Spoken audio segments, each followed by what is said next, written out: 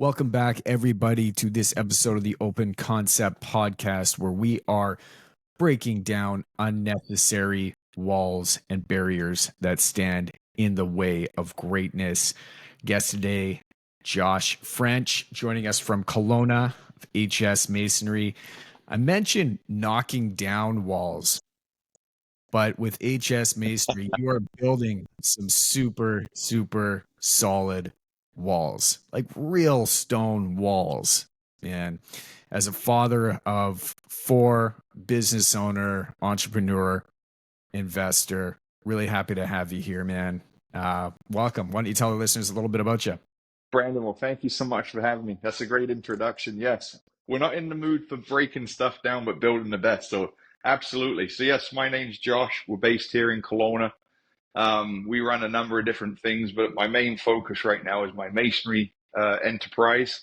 We do anything masonry, structural, veneers, precast, full bed, you name it, we do it. Restoration work, heritage work, we're all over it. So absolutely love it. Got a great team of guys. We're running anywhere from 16 to 20 men. Vast experiences, a lot of senior people, a lot of apprentices right now that we're trying to bring up and train, heavily involved in the training industry in our trade. So a lot of fun. So yeah, on a personal note, I'm married to my beautiful wife. We've been together 18 years. We've run many different ventures together. Thankfully, we've moved her out as much as we can now and have great people running that. Four amazing kids, ranges are 15, 14, 12, and 10. So a very busy household. So yeah, that's a brief overview of the life of Josh right now. Masonry is, to some, I mean, being in the construction industry ourselves, I run a home building company, general contracting company. We do a lot of commercial stuff here too. But masonry is kind of a dying art. It has a long history as a trade. Like when I think of a tradesperson, that's where my head goes. Like I picture hammers, bricks, rocks, Absolutely. carving stuff out of the side of the mountain, and like this is what construction is about. This is where it all started, was building with stone and with brick and with masonry. But I do get a sense that there's just not as many people interested in that trade right now. And you said you're running a pretty extensive apprenticeship program, or moving apprentices. 100%. How are you getting people really excited about heavy labor and really getting in there and getting dirty and building stuff that they can be proud of? Because I think it's such a cool trade. That's like the $1 billion question on our industry right now. Nobody wants to work hard. No one By wants the way, to. I'm only in the business of asking $1 billion questions, so I'm glad that right I out the love gate it. we're aligned. I love it. So yeah, so I mean, one is it's a hard job. It is physically demanding. It's exhausting. It takes a very hard toll on your body. So trying to convince a guy, go, instead of being a YouTube star, why don't you come and lift 50-pound blocks all day and fill them up with cement and rebar? So yeah, it's a super hard sell. I think the biggest thing that we're trying to do is just show them the opportunities, where you can go, what you can do. Start your own gig. A lot of dollars and cents gets talked about on the get-go. I was just on a call before this one, and we're trying to design a pre-tender program before apprenticeship school, so we give them the training, the skill sets, the forklifts, the scaffolding, the mortar mixing, and then promising job placements for certain dollars and cents amounts. So just trying to be a little bit creative. How do we make this industry sexy? I don't know, right? So it's an ongoing battle. We've got a lot of good people involved in the industry who are working hard, marketing hard, and trying to push it, right? So it's kind of a tough one, but we're working on it. We share the same common goal of making trades cool again. Absolutely. And the thing is too, is there are a lot more opportunities in construction and in trades for so many different people right now. But when people are thinking, they're thinking exactly what you described that role of the stonemason to be. They're thinking heavy labor, real dirty stuff, long 100%. days working in the mud, working in the rain. And in this particular trade, that's really what you're getting. Yeah, But 100%. in construction in general, there's so many different opportunities that you can move yourself into. But having a base trade and an understanding, so if you're interested in getting into construction management, having a base knowledge of a trade, whether it's going to be HVAC, electrical, framing a house, whether it's going to be stonemasonry, something along those lines, it's great to have some job site experience. 100%. And it's funny because I was chatting with a doctor friend or a dentist friend of mine, and he was telling me, oh, I had to pay $50,000 a year to go to school. And I just looked at him quite abrupt and said, well, that sucks. I said, my apprentices are making more than that a year to go to, we pay them to go to school. We give them the training they need. They get the job site experience, the hands-on training. And after 4 years, they're a certified trade with no debt versus, professional, not to bash professionals. We all need them once in a while, but it's a completely different style, right? You're coming out of school or even in school, you're able to go and get your, first level, second level. And then once you're out, you're working and getting paid. It's quite a way to go with, especially with the cost of living right now, right? So Do you think there's a it's a good idea. You think there's a barrier there that's stopping people from getting into trades and going into a medical profession or something because they look down at trades as sort of maybe like a plan C or plan D if things don't work out for them, or why do you think people are less interested in trades? Do you think it's because there's more opportunity? Do you think it's because you were mentioning off camera here that you have, your body is a little beat up and you got some injuries, and we were talking about working out a For bit. sure. Yeah, for sure. Is that what they're seeing, or do you think that there's what's the barrier there? I honestly think it's a stereotype. To be honest, the most wealthiest people I know in my circle group are all they're all trades people that have got in their trade. They've built their businesses, multiple businesses to, my one mentor, he's doing well over, serious hundreds and hundreds of millions a year, probably in the billions. And you know what? They started as laying materials, putting materials together, right? And so I think there's this stereotype that, oh, you become a tradesman, you're stuck as a trade building this. No, the opportunity is phenomenal. It's right. It's right there. And so yeah, I think people look down upon it and go, oh, you're just a mason, or you're just a plumber. Well, hang on a minute. That mason and plumber is earning a lot more money than that doctor or dentist or vet or lawyer, right? So it's an interesting concept I think people have. So it's readily Plus, available. plus you're seeing like building stuff and construction trades makes for awesome TikTok videos, and so You people are better now believe getting it. like really excited about that. They're getting really excited for the opportunity to get in there just to film some of these videos. And I follow a lot of different accounts, and it's 100%. it's pretty cool to see what people are building. And so there is a lot, like you said, there's a lot of opportunity there, far more Big opportunities. Yeah. than what people expect. When I was in high school, lost, had no idea what I was going to be doing. I got into construction pretty well right out of high school, pushing a broom as a laborer, got onto a big construction site. Had no idea what I was doing, but getting involved in a trade allowed me to save up money without debt, without going to school, and buy my first house at 22. I was the first person Mhm. out of my friend group, I think out of my whole high school graduating class. Don't quote me on that. I'm sure somebody will probably call me out for that. But in my mind, I was, and that opportunity was given to me through the construction industry. 100%. And same with my journey that I've been on. To share briefly about that.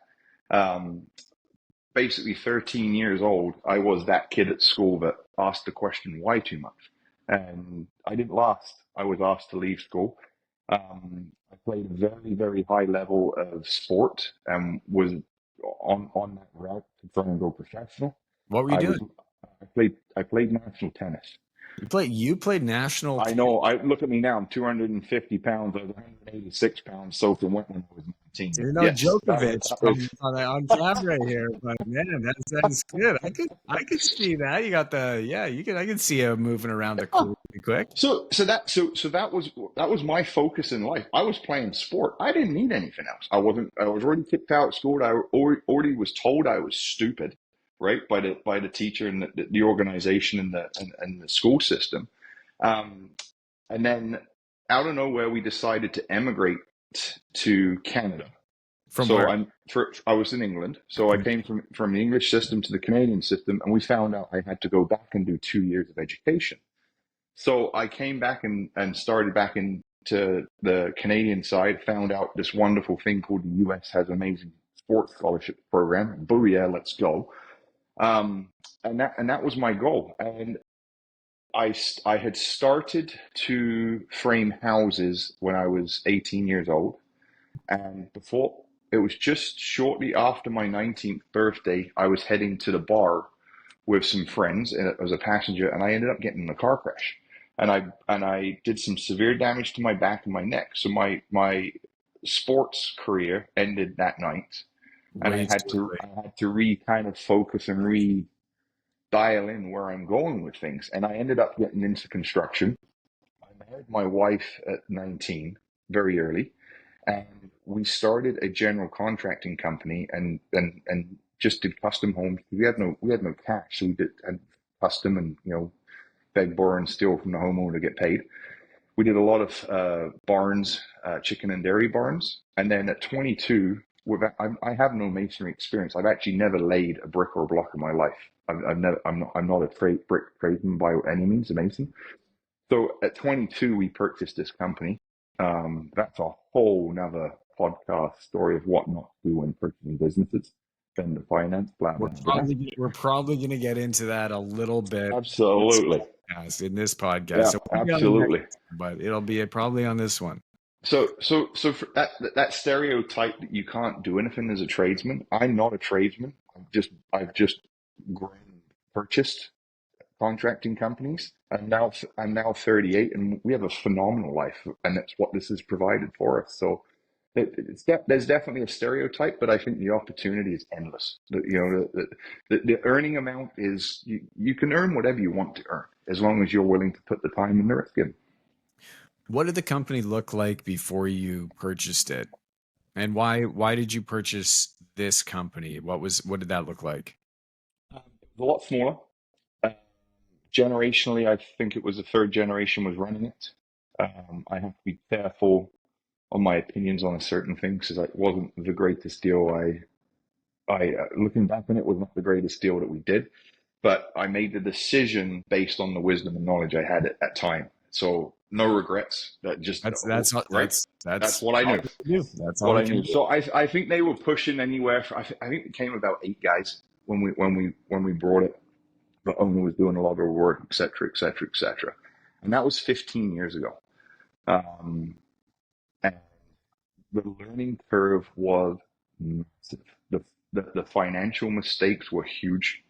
The knowledge and the skills I had to learn were either you make it or you're done, buddy. This is game over. There was a lot at stake. So yeah, it was an interesting time. I look back on it and I go, the hell was I doing? If I had now known what I know, I'd have never done a deal like that. So yeah, there's lots to unpack there for sure. And you did this with your wife, who you got married at 19, Yeah, so correct. almost 18 20 years, years man. now. Yeah, or Yeah, 18 yeah, yeah, years. yeah. So going through this, purchasing a business, growing the business as a business owner, as an entrepreneur, is tough on relationships at the best of times, right? 100%. So what was going through her mind, and what were you doing to make sure that you guys were staying aligned in the business? You said she was working in the business alongside you, it sounds like, for a long time, but has exited. throughout that time, you've also had 4 kids. Absolutely. That's a that's It's nuts, man. It's that's absolutely that's a nuts. lot. That sounds like it's a whirlwind of a story, man. Whirlwind of a journey. What was going through her mind when you guys were purchasing this, and you're talking about financial mistakes that you guys were making? What kind of a toll does that take on a husband and wife that are going through that together? I think the biggest saving grace that I always look back on is we didn't know enough to make us nervous. So we didn't realize what we were actually getting ourselves into. Because if we actually knew what debt, if we knew what liabilities we had on our plate, I think we would have both just our hearts would have stopped beating. It was intense. I mean, we were. I think I don't know the exact figure right now, but it was definitely close to $2 million worth of debt by the age of 23 or 24. So, Wow. I mean, so we had a lot on our plate. I also did have a partner at the start of this, and we knew we had to get out of that partnership too. So there was a lot of stress there. Yeah. But then in all of this, I think if I could say what was the one thing that kept us together was we always seemed to have the ability to put everything aside and do specific things together. Like we'd find a thing that we really enjoyed doing together, and we'd do that. That would kind of keep everything, somewhat mentally stable because it wasn't mentally stable, but some, levelness in the relationship. Um, Having young kids was the best thing ever. People might think we're crazy, but having those young kids that were always doing something, always running around like maniacs and, causing this and causing that, also was a very big distraction for us as well. So I don't have the answer. I don't. It just worked. It just worked, and it worked out well, thankfully. So yeah, that's Yeah, kind of I have a young daughter, and you talk about activities. She's just played her had her first soccer practice, and going out there and amazing, watching her like run around and kick the ball, and just it was absolute chaos, but it was so much fun watching her get out amazing. there and grow, and have another one on the way here pretty quickly. So It's awesome, man. yeah, Keep it yeah. going. Keep it going. Are you are you able to touch on your partnership a bit that you Yes. mentioned there? You mentioned Yeah. so you started the business, you had a partnership, and partnerships, whether they're romantic partnerships or business partnerships, when there's financial stress that's going on, or there's misalignment, there's often tension. And with business partners, the conversations are going to be different than if it's with a spouse. But what did the partnership look like? And when did you know when did you know that it was time to do something, and what was it that needed to be done? And I'm curious because there's a lot of people that I talk to that also have business partners. And if they don't have a really great relationship, it causes tension Oh, uh, 100%. in a very, very, very cancerous way. That's not good it's not good for the soul. It's not good for the business. A lot of ways. I'd love to hear your story on that. Absolutely. So my partnership was actually with my father-in-law, so my wife's dad. So there was All right. there was that We dynamic go a there too. degree deeper now. All of a Oh, sudden, it's the we're going. family partner. We're going. Yeah. So when get it when, back to the start of it, when we were getting into this, the number one mistake was there was no roles or responsibility assigned. There was no exit strategy assigned. There was nothing now that if I was to start a business with somebody, none of these steps were in place, and that was the biggest mistake. So when there was an issue comes up, how do we resolve this? How do we deal with it? How is this going to happen? Plus, the age difference too was huge, right? My tolerance for risk is huge, Hmm. right? I have nothing to lose. I have nothing, so I have nothing to lose. So I'm going to go full tilt. I'm going to work In fact, 24/7. you have $2 million in liabilities that you gotta Yeah, get cracking on, which makes that 40 to 60K in school sound like, yeah, it's not so bad. So just for the listeners, like that are kind of thinking that in their mind, they're like, I'd rather be 60 grand in debt and come out with some knowledge, go for into sure. business and be 2 million in debt. For sure. But we'll talk about that For hill. sure. So and so I think that was a huge issue. So I'm looking at it. I'm going. I work 24/7 no matter what to get this thing done. Versus they're going. My 9 to 4 is I like this, and now I'll continue doing that kind of thing. So it carried on and it carried on, and then I just realized to my own self, I was like, if I'm ever going to continue or grow this thing, I have to remove my partner because I felt there was no appetite there for the Mhm. growth. So then going down that bunny trail, everyone has their own securities in place, everyone has their own liabilities in place, and just navigating how to remove that when there's no structure in place. There was no shotgun clause. There was no, you do this, you do that kind of role. So it was a mess, an absolute mess. Um, I say it's 50% my fault, 50% their fault. But realistically, it was 100% my fault because I got into it. So it was trying to navigate that area, which was very difficult, and especially a family dynamic because you just don't want to kick everyone to the curb at all and just say, peace out, all the best to you, I'm gone. Uh, we still have Christmas dinner together, right? So it was not nice. So I mean, from a partnership standpoint, I would never ever recommend getting into a partnership with a family member unless you have the proper structure in place and the exit strategy figured out first and foremost. Otherwise, don't even bother. It's not even worth it. I think structure and very clear deliverables when you're working with family, those expectations and the like boundaries need to be rock That, solid. yeah, Yeah, I've seen yeah. really great family-owned businesses, and I have seen family-owned businesses that have been ripped apart, and they have Yeah. been turned very, very ugly Hmm. for that reason. And the ones that have gone really well, there was Hmm. alignment, there was structure, and there were boundaries. This is what we do. This is we separate work, but it's a tough thing to do, right? We Hmm. separate work from our personal lives, but because they're so intertwined and we spend so much time at work, at our job, at our business, whatever it is that we're running, especially if we're passionate about it, it is always on our mind.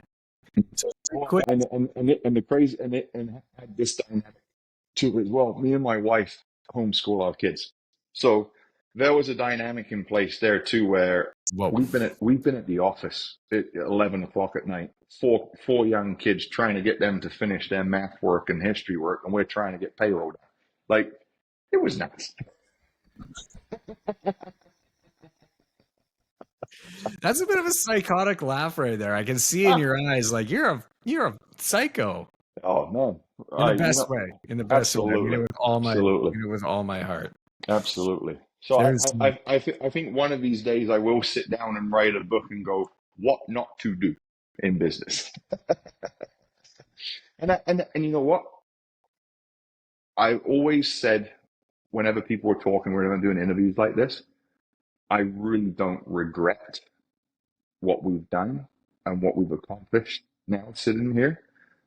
I would never ever recommend it to anybody because we didn't do anything right from a business standpoint. But what we did do is no matter what we worked our backsides off. We ground hard. We no matter what needed to be done, we got it done. I mean, my kids remember hotel trips because they were in a different hotel room 2 or 3 nights a week because dad was on the road. Get in the truck, let's go. We're going right. So all over Western Canada we were. So wherever I went, they came with us as best we could, just so we were together. We had a lot of fun. There's a lot of old pictures of being here, there, and everywhere, and doing little things and stuff. But we got the jobs done no matter what. So your it was a kids good going time. to get into the business. Do you hope that they do, or you hoping that they Find My one son's already trying to figure out how to buy 10% of my shares. got it. And I just love that conversation. I just love that. You know, so what are you thinking, kid? What? Oh, Dad, you know, I think I want to buy 10%. How much money do I get a month if I buy 10%? Well, wait a second. Yeah, let's talk about this a minute. Yeah. And then my youngest girl was like, Dad, I don't need to buy nothing. You're just going to give it to me. So, you know, it's just neat to have those little conversations, right? So I don't think anyone sparked any interest in doing this, but they've all been involved. They've been, you know, greasing equipment with Dad and cleaning equipment and trucks and doing deliveries in the delivery trucks, and they've earned their keep. Those kids, so it's good. It's If good. you were to describe a cocktail of traits that got you to the point where you are now, with like if I'm talking if it's going to be hard work, was that sort of just sheer grinding? Was it resourcefulness? Is it finding people that you mentioned a mentor earlier? That 100%. what is that look like? Because it sounds like in the beginning it was just sheer brute force getting through a lot of this stuff that you didn't know. And you start picking stuff up, and you're learning. You mentioned, you know, if we were to do this business again, or if I was to buy another business, these are the things, the clauses that we would put in place. This is what we Yeah, do. yeah. We've learned a lot over the years, but it sounds like there's some, you know, some resiliency that's there. But what's that in everybody's cocktail for success is going to be different based on their situation. But how would you describe that for you? I think one of my favorite quotes when it comes to that is having the ability to go from failure to failure to failure without any loss of enthusiasm. So, you know, have no fear. I mean, we all say work hard, work hard. That's easy to say, but really work hard. When you know that if I don't get up this morning, we ain't going to make payroll. If I don't do this, we are not going to get the jobs that we need to do. So just being able to go from, you know, one failure after another failure and not losing that drive to succeed. I think that's one of the biggest things I found I was able to do. Also the ability to communicate. I think there's when I got into this, I was extremely young. I had guys working for me that were seasoned veterans, you know, 50s, you know, late 50s, late 40s, and all of a sudden there's 22-year-olds telling them what to do. So it was trying to have that ability to communicate with people. This is what we're trying to accomplish. Are you with me? Are we able to do this? Same with negotiating with contracts with some of these. All of a sudden, I get my first $1 million contract. That's a big number. And I've never built anything that's $1 million.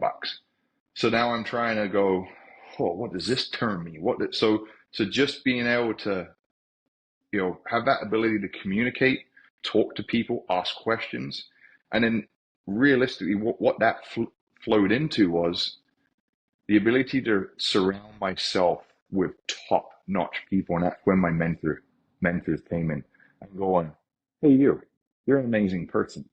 I'm struggling with this. Can you help me?" And I think that to me was the saving force.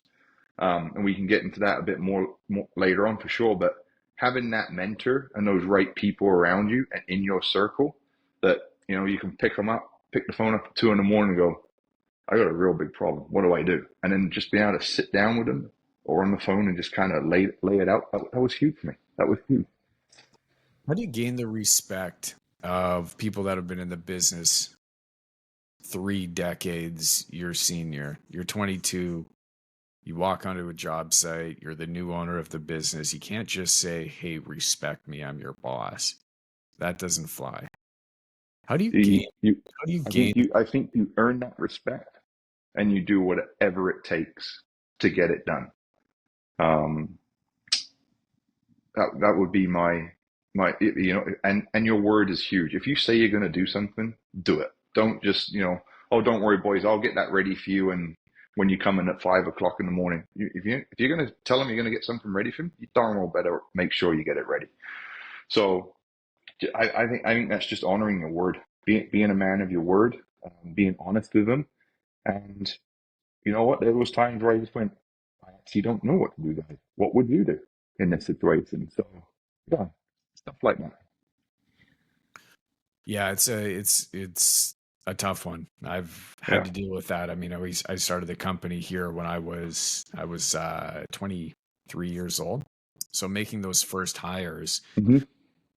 of people that had more experience than you, right? People that have been in the industry longer than you, having even like you mentioned, selling that first $1 million project, but selling projects or selling your services and having the confidence that you are going to get that done for somebody if you've never done it before and handed a new opportunity and making sure that you're going to deliver on that. Hmm. It doesn't happen by accident or in No, very rare no, cases. it doesn't. And actually, it's funny you asked that question. I've never thought about it. I honestly have never gone, what skill? You know what I mean? You don't even think about that kind of stuff. That term, "fake it till you make it," there might be some truth to it. So yeah, it's a very interesting mindset. You have an apprenticeship program you're working on, which I think Yes. is great. The pre-tender program, working with schools, trying to get kids excited about this, and knowing knowing that they have a place to go after they go through a program like this, having some sort of job certainty and a growth plan for their future, even if it's not their long-term plan, but even in the short term, it gives them something to be very excited about. 100%. I think that is awesome. So where did that come from? Did you recognize that, man, there's just a shortage of people out there that are going to get interested, so we have to do Yeah. something and capture them really while they're young and train them up? Or where did the concept So so of so that where come from? so this is an industry wide thing. So about 7 years ago, I got voted on as president for the Masonry Contractors Association. So basically, it's a board of 14 contractors, BC wide, um, and we represent the industry on a national level, right? Generally, and we collect funds through the industry through a levy program, and I would say that this levy fund has grown substantially. It's now BC wide, so we collect a levy off of all the materials, block brick, mortar, and some other stuff that's sold. And so about 3 or 4 years ago, we were like, we need to set up a bursary fund. And so we took some money out of our institute. We set a bursary fund up that if there's any um, young person who wants to go to school, we will fully fund their apprenticeship. No questions asked. You fill out the form, tell us blah blah blah what you're doing, and we will pay for your full schooling. So there's no issues for them to say no. Secondly, of course, the location of the school is in the Lower Mainland. We're BC wide, so then we went one further and said, if you're traveling out of this certain area, we will also pay for your um, uh, live out allowances. So they would eliminate that cost. So what we tried to do is, as a board, is just eliminate the entry point to getting trained. And let me tell you, it has taken off like wildfire. It's just an amazing group of people to be involved with. We've hired full time. We can't keep up. We've hired full time guy now that travels BC, doing try a trowel at all the schools and the school districts, and so it's getting traction. And so that to us was huge. You know how that saying, "What are you going to do to give back?" I mean, I feel like this is our give back to the industry. It's incredible. It's gaining great traction, and it's so cool to see. So, um, as a company right now, we have about 4 apprentices registered in the program here in Kelowna, which is wonderful to see. So, and we fully support our apprentices and everything they do. So, I think that's great that it's not one individual company, but no, collectively it is it's a an industry. it is an industry that's contributing as a whole to the future of tradespeople that all of you are going to need. So it really contributes to the funnel of qualified people that are going to come in and be able to continue to build and get very, very skilled in the trade in the future. I love that. I think that's Yeah, very cool. I don't think that there's anything like that in carpentry. I don't know if there's anything like, the electrical industry. This is sort of the first time that I've really heard of a collective levy that's put towards education as a whole in the industry. Very, very. absolutely. And I think it comes back to when we were talking at the start of the show, the stigma of the tradespeople is it's got that old school mentality, gruff, and thankfully, they're not just competitors, but they're really good friends. I've got a couple real close buddies, similar age to me, and we're all on this board together. Some of them have taken over from parents. Some of them have brought into businesses. Some of them have come up through the ranks of the company and now have taken over the company. So we've got about five of us right now, late 30s, early 40s, that are really passionate about driving this apprenticeship program and training. And it just brings a lot of energy, just a lot of energy to it. And we get stuff done. Like it's pretty neat to see. So, yeah, it's really cool, exciting. Are you seeing AI disrupting any part of what it is that you do in your industry at all whatsoever? So I am extremely dyslexic. I am extremely illiterate when it comes to reading and writing. AI is my best friend. And to be honest, we're all looking at different avenues and ways right now that we can integrate AI to our trade. Um, you know, right now it's working phenomenal. I still think it's quite early stages for us as a brick and mortar, no pun intended, business. It's still very a physical, man hours, labor, intense install. But on the back end, we're finding like the paperwork side of things, the safety side of things, the submittals, shop drawings, all of that. AI is a wonderful tool for us. So we're learning daily because it changes daily for us. But I'm definitely utilizing it a lot. I see it a little bit more in the industry, and I only think it's going to be a positive for us. Yeah, well, it's interesting. Lots of stuff. Yeah, we all thought that it was going to be, when we're talking about AI, and this is going back, 10, 15 years ago, that we were just going to see robots and they were going to be building stuff, and it was going to be our industry that was going to be the first thing that was taken over. And nobody thought, Not a chance. Yeah. I shouldn't say nobody, but there's, probably fewer people thought that it was going to be the creative stuff, the art Yes. type stuff, the music creation, that AI was going to take over and disrupt. But we're over here right now thinking, hey, this is a really great thing for our industry. It is really good, and I'm excited to see how we can integrate and more into our companies. It's really neat. It's really neat to see. What do So. the next 4 or 5 years look like for Josh and HS Masonry? Do you have any other companies that you're looking at purchasing? So I won't lie, I'm always looking.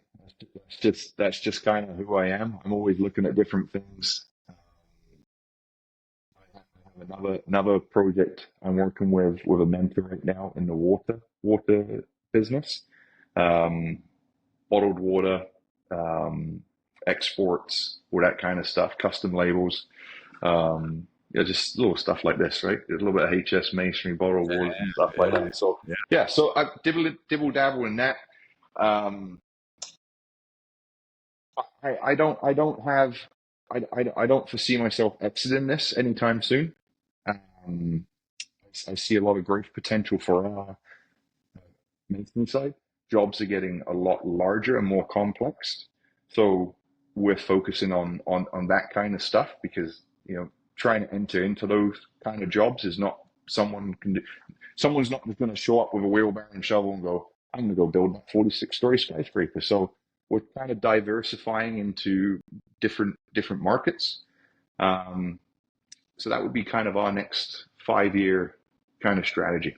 When you're saying you're working across Western Canada and all over BC, this is the masonry company that's working Correct. all over Yeah. BC. Correct. Yeah. What are you putting in place to make sure that the projects that are not, just in your backyard or just down from from the shop are managed effectively? We have so I have two phenomenal project managers, um, and between the three of us, I think we do a phenomenal job of managing our crews. Um, we are definitely light on some foremen right now, but from a management standpoint, between the three of us, we can do a pretty solid job of what needs to be done. Thankfully, right now, out of town work for us is almost non-existent. The Kelowna market has blown, and I think for the next 18 months solid, we're scheduled out, and it's all local work.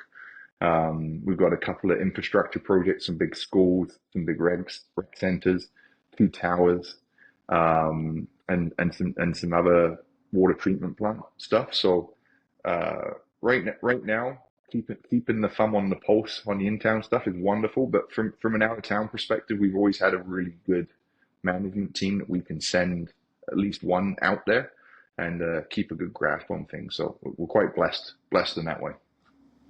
When was the last time you played tennis? It was last February because I had to go in for surgery in March. So yeah, last February, and I just applied. I just talked to my old tennis coach here about 2 weeks ago, and we're going to get back out and start going for it here in a couple of weeks. So I'm looking forward to it. Really? All Yeah, right. So you're healing up all right. yeah, we're getting there. We're getting there. The car accident. Can we talk about that? Let's talk about it. Let's do it. You were 19, 18 when you got in the car accident? Yeah, just 19. Yes. Just Yeah. 19. So just before Days disaster. old of 19. Yeah, going to the bar for a drink, as they say. You're hit at 19. You find yourself in let me rephrase this. What was going through your mind when you realized sports were over for you? Was it a doctor that had told you that? Or did you come to your own conclusions? First, it was a doctor, and I apologize to any doctors who listen to this. I always call a doctor a practitioner, not a professional. I'm sorry, but when they told me I couldn't do something, it was probably the worst thing they could say to me. Because of course, right away, I'm going to prove you wrong. You don't tell me I can't do something, I'm going to go and do it. I tried to do it. I tried going back to how I used to work. I tried to go back to what I used to do. And the body just would not produce. And it was a very, let's call it a dark moment where it's like, this is a reality. I don't rotate like I used to rotate. I'm not able to lift like I used to lift. I roll out of bed in the morning. I have all of these pains that I never used to have. I knew what pain was when training, but wasn't pain training. This was like pain that hurt. And I think it didn't really kick in until I was about, I'd been married for a few years, probably about 24. And one day I was lifting something off the back of the flat deck, and my back just gave out. And I went, "This is it. I'm actually pretty broken." So it wasn't an instant realization. Um, I never really thought about it in that kind of terms, but I always knew it wasn't going to work out, and I think that was hard. But I also look at it and goes, what I had learned from a very young age and how I had to perform and play and practice and train and do all of this stuff. I took that motion into my business and then did the same thing. I had to perform, I had to train, I had to practice, I nonstop. I had to make sacrifices. I couldn't go to these parties. I couldn't go do this because I had to work. I couldn't go out boating on the weekends with all my buddies because I had a company to run. So in one sense, yes, I could have looked at it a very negative and a very problematic mindset, but I think I was able to take what I had done in my sport achievements and focus and take that and turn it into my business focus. So yeah, that's kind of where I'd lean on that. Yeah, and family wise, you had your first kid. How old were you when you had your first kid? Oh, 20, 21 or 22. So you Yeah, had we your we were first young.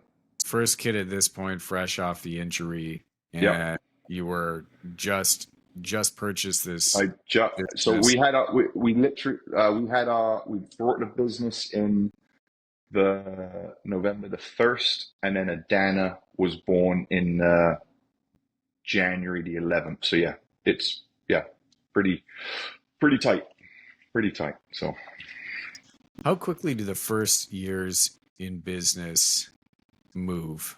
And if you're talking to anybody that's interested in getting into a trade and starting their own business, for that first year, like there's lots of advice that you can give now that you're 15 plus years 100%. Yeah. in business now. But if you're looking back and you take yourself back to that first year in business and knowing the understanding the transition that you were going through the fear that might have been in your mind of not being able to play sports anymore, taking on this brand new venture. Obviously, there's some excitement there. There's got to be some sense of nervousness and Oh yeah. fear.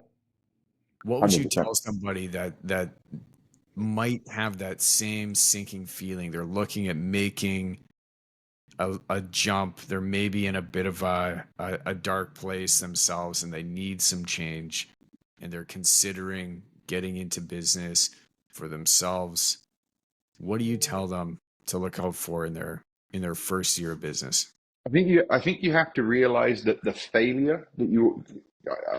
failure you will face is not final. It is not going to be like this all the time.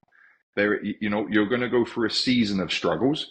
You're going to go a season through when you have some wins, but it's going to be. I found it to be quite a long journey for myself because of the level that I was having to learn. I was constantly having to learn a new skill. I was constantly having to learn how to estimate. I was constantly having to learn how to, how we can cash flow it. Um, you know, contract law, employment law, all of this stuff was new. So my advice to these younger guys coming up right now would be, don't think that this is final. There is a light at the end of the tunnel. You will get there. It's just going to be a journey. And the journey some days will be, okay, I got a bit of an easy day here. I can take a breather. But there's going to be days where you're going to have to buckle down and put a 20-hour day in. Just as simple as that. And I think that is how an entrepreneur's life is. Everyone on this internet, everyone you see on the internet, and my 6 hour morning routine, blah blah blah, and I do this and I do that. That's a bunch of baloney, right? You got to put in the work, and when you're starting out, it takes hours, it takes time, it takes energy, it takes showing up, consistency, day after day, doing the work. But just to know that it won't always be like this. You will get there. So that would be kind of my brief, quick overview. And to back that up, if you're going through stuff like that, and there's a listener out there, first and foremost, I think we're in Team Elite together in our coaching program. And Dan, our coach, has always said, when you're doing this stuff with everybody in the podcast, always give something for free. So my free for someone right now would be, if you're going through something like this and you're listening to, call me, DM me. I'll talk to you on the phone. I'll answer your email. I'll answer your DM, and I'll spend some time. I'll share some things with you, and maybe I can help you out. And I'd be glad to give my time to anyone who's starting out or is thinking of starting out. No problem with that whatsoever. So Amazing, amazing. So kind. I'm not going to give away your phone number here unless you send me the notes, and we'll put the show notes. On Absolutely. episode 100, people are going to listen back, and you're going to get, your 8,000 phone calls coming in. So we'll hold off on Hopefully that. we'll have an AI by then. That's right. There we go. Can anybody be a business owner? Absolutely. I mean, I was just listening to something the other day. Someone else has done it, so why can't you? And I think that struck a chord with me. I think if you put your mind to anything, you can do it. I mean, sure, I think there's some skill sets that come with it. There's some character that comes with it. But I don't think that anyone can't do it. I think anything is possible if you put your mind to it. I really do. And I would never. I always love listening to these young kids. I'm gonna be a billionaire. I'm gonna do this. Yeah, you are. You can do that. It's the guys that laugh at you, the ones that aren't making it. To be quite honest with you, right? So, uh, yeah, I think if you put your mind to it, you can do anything, and it's all doable. You've got to put the time in. Are you seeing a lot of women interested in the masonry trade? I see, we see a lot of women that are interested in the electrical trade, Yeah. millworking, painting, drywalling.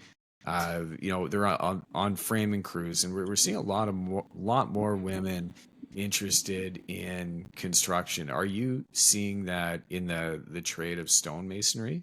So it's funny you should say that. Don't quote me exactly on it, but I believe last year at our Masonry AGM, we had at least two or three women on the apprenticeship program, which is phenomenal, right? I mean, we don't have big numbers either, so having at least two or three of them in the program is huge. Um, I actually think it's an extremely rewarding trade for a woman, especially from an artistic standpoint. So, some of these beautiful rock jobs and veneer jobs and stuff. I mean, just lots of them could use a woman's touch, if you know what I mean. It would be, right? So yeah, I think there's a huge potential for it, and we're very pro for it as well.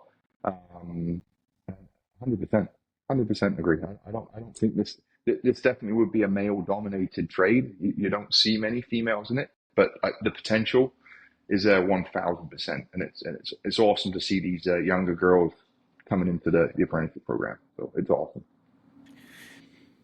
How do you grow a team, and how do you lead teams in your industry to come into work every single day and get excited about working with stone and lifting heavy stuff and doing an amazing job working with concrete, working with rebar? Like you said, it's really hard physical work, but they need to get up every single day. And you mentioned, key of not burning out, making sure that Mhm. you're excited about coming to work every single day. How do you keep that fire in your staff and really keep them motivated and excited from a leadership standpoint? Because I imagine there's times for sure where, man, lifting heavy stuff in the rain, in the cold, is not super appealing. No, it's not. Um, I think that for me the biggest thing is first creating that A team and having those guys who are all pretty good buddies when it comes to a crew and all have the same common goals that they want to work hard, they want to work efficient, they want to work fast, and they don't just want to build buildings, they want to build the best buildings, they want to do the best job. So I think that would be the start of the foundation for it, is making sure you have those right guys. From my standpoint, I would say is make sure you provide them with the best tools and equipment possible to do their job. So we can alleviate the issues of heavy lifting, making sure you got the best forklift. We invest heavily in our self-climbing hydromobile scaffold. So it's a self-climbing mass system where it's an incredible thing. It's like big boy toys for, it's wonderful. Um, you know, consistently having opportunities for growth, consistently having apprenticeship, consistently having opportunities to do things industry wide. You know, going for coffees and having, donut days and stuff, having company golf days, just tiny things, but what mean a lot. And I mean, always compensation is huge. Compensation is huge, and providing great benefits too. So I think that I don't just see it as one item. I think it's as a large culture that you build that gives the ability to people to grow, to do their thing, and be proud of what they're doing. And that also comes back to what jobs we're going after. I mean, we want to go after the cool jobs. Yeah. We want to go after the jobs that, have the detailed bricks and the crazy archways and all of this kind of stuff, the big corbels and all that kind of stuff with it, and be able to have some fun with it. I think that's a huge deal too. So, When I drive around with my wife and we drive by anything that we've built, or that I, even from that first job site that I was on straight out of high school at when I was 17, out of high school, anytime I drive by it, I always point out, like, yeah, I worked on that building. And anytime I drive by now, I don't even have to say it, and she says it to me. She yeah, says, "I know you worked on that building. You don't have to tell me again." But that's the type of thing, right? Because absolutely, you're so proud of it, and if absolutely, stonemason that's going to be driving by a big building that they did, you sure as hell know that they're going to be pointing that out and knowing that they played a part in that. Because yeah, that's why a lot of us got into the construction industry to begin with, is because we wanted to build cool stuff. 100%, hundred And percent, you yeah, get into business because you take that passion of building cool stuff, and you want to build a really great company, a really cool company. absolutely, 100%. No, it's loving what you do and being proud of what you've done, right? That would be, be something. It's so special to same thing. Drive by and go, hey, we did that, and we won an award for that one. It's awesome. So yeah, it's neat. It's very cool. Awesome, man. Hey, where can people find you if they do want to get a hold of you? If there was that person that was struggling a little bit, they really needed some advice, they were looking for a mentor to reach out to, and wanted to connect with you, where are they going to find you? So we've got our website there. It's got our email and stuff on it. hsmasonry.com. I'll send you the link and you can put it Put me in in the the post shots. for sure. Yeah. I'll give you my direct email as well, josh@hsmi.ca. Send me an email. We'll chat, and then I have our Instagram link at HS Masonry, and then I've got a personal brand that I'm building out for my own stuff on Instagram as well. And I can send you that link as well. So just send me a DM. Absolutely, no problems. Amazing.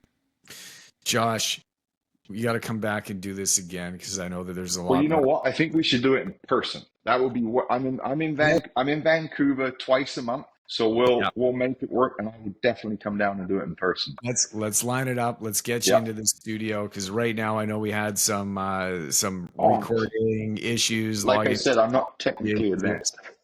That's all right. That's all right. We made it through. And Josh, thank you so much for Thanks, being Brandon. here.